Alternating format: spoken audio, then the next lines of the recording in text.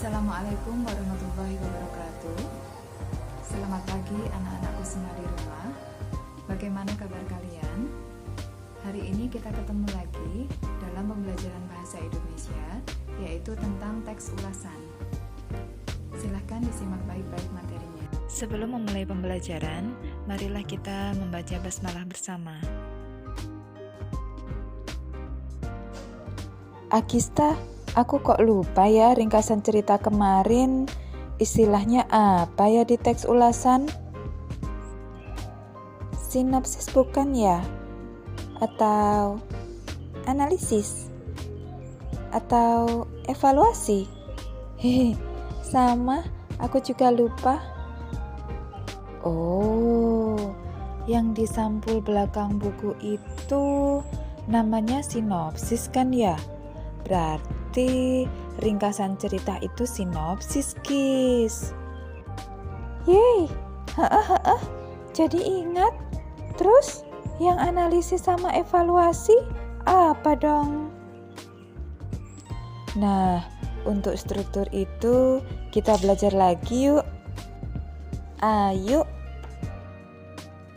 Hari ini kita kembali belajar tentang teks ulasan, namun akan langsung pada pembahasan strukturnya.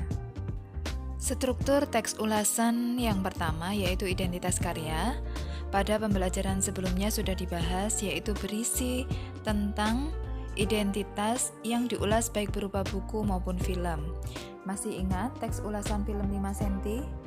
Teks tersebut belum dapat disebut teks ulasan yang ideal karena hanya memuat dua struktur teks saja, yaitu identitas karya dan sinopsis. Pada paragraf 1 berupa identitas karya, pada paragraf selanjutnya merupakan sinopsis, dan paragraf terakhir merupakan orientasi. Contoh identitas karya pada buku fiksi bisa diamati dalam contoh berikut, yaitu ada judul buku, penulis, penerbit, kota terbit, dan tahun terbit. Adapun untuk film, bisa disesuaikan, yaitu untuk penulis bisa diganti dengan sutradara, dan tahun terbit bisa diganti dengan tahun tayang atau tahun rilis. Untuk struktur kedua yaitu orientasi. Orientasi memuat gambaran isi buku atau latar belakang pengarang atau gambaran bagaimana sebuah karya itu diterima oleh masyarakat atau tidak. Bisa juga memuat latar belakang dari sebuah karya. Seperti pada contoh berikut, Komet adalah buku kelima dari serial Bumi, Bulan, Matahari, dan Bintang. Buku ini berkisah tentang persahabatan, pengorbanan, keberanian, dan perbuatan-perbuatan baik. Novel Komet masih menceritakan petualangan tiga sahabat, yaitu Raib, Sally, dan Ali. Dari contoh tersebut dapat diketahui bahwa orientasi merupakan gambaran umum suatu cerita atau isi buku. Unsur ketiga yaitu sinopsis. Sinopsis merupakan ringkasan cerita. Berikut contoh kutipan sinopsis novel Terelie.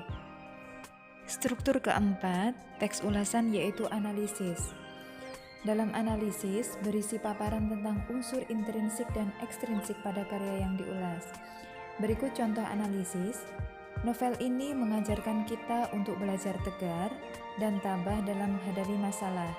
Nah, dari sini bisa disimpulkan bahwa analisis di sini yang dibahas adalah unsur intrinsik amanat.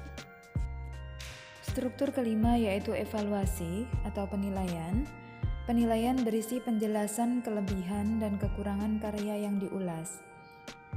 Contoh evaluasi, gaya bahasa yang digunakan dalam novel ini sangat baik. Novel ini disertai humor-humor, akan tetapi humor tersebut tidak berlebihan. Namun, di dalam novel ini terdapat banyak tipe atau kesalahan ketik. Selain itu, alur ceritanya mudah ditebak.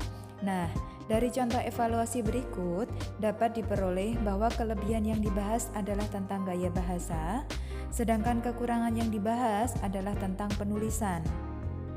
Struktur penutup dalam teks ulasan yaitu rekomendasi. Rekomendasi berisi kesan atau ajakan kepada pembaca untuk membaca buku atau menyimak karya beserta alasannya.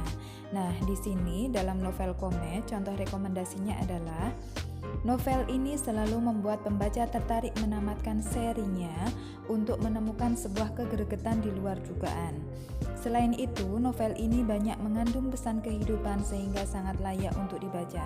Nah, dalam membuat rekomendasi jangan lupa untuk menyebutkan alasannya. Kalian sudah belajar tentang bagaimana cara menentukan struktur dari teks ulasan. Nah, tiba saatnya kalian belajar bagaimana menyusun teks ulasan. Kita praktek ya. Yang pertama, langkah yang bisa ditempuh adalah membaca atau menyimak karya yang akan diulas. Sebelum kalian menulis teks ulasan, kalian harus membaca atau menyimak karya yang diulas. Langkah kedua adalah menuliskan identitas karya. Nah, untuk identitas ini menyesuaikan dengan jenis karya yang kalian ulas. Untuk nama pengarang, judul penerbit, tahun terbit, tebal buku, itu semuanya menyesuaikan dengan jenis karya yang kalian ulas. Nah, kalau film, berarti ya judul film, tahun tayang, durasi tayang, sutradara, dan lain sebagainya. Langkah ketiga adalah mencari tahu latar belakang pengarang dan karyanya, atau karya yang diulas merupakan karya keberapa, dikembari pembaca atau tidak untuk dituliskan di bagian orientasi. Langkah keempat yaitu menuliskan ringkasan buku per bab untuk buku non-fiksi, sedangkan untuk buku fiksi kalian menuliskan ringkasan ceritanya atau sinopsisnya. Ini dituliskan dalam bagian sinopsis. Langkah kelima yaitu menuliskan penjelasan unsur intrinsik dan ekstrinsik buku untuk ditulis dalam bagian analisis. Langkah keenam yaitu menuliskan kelebihan dan kekurangan buku untuk dituliskan dalam bagian evaluasi. Dan langkah terakhir adalah menuliskan kesan, saran, dan ajakan membaca atau menyimak karya beserta alasannya untuk dituliskan pada bagian rekomendasi. Setelah dipelajari, ternyata mudah ya menulis teks ulasan itu. Oh ya, teks ulasan disebut juga dengan resensi. Akhirnya, tibalah kita di penghujung pembelajaran pada hari ini.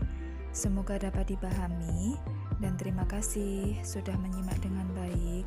Akhirul kalam, wassalamualaikum warahmatullahi wabarakatuh.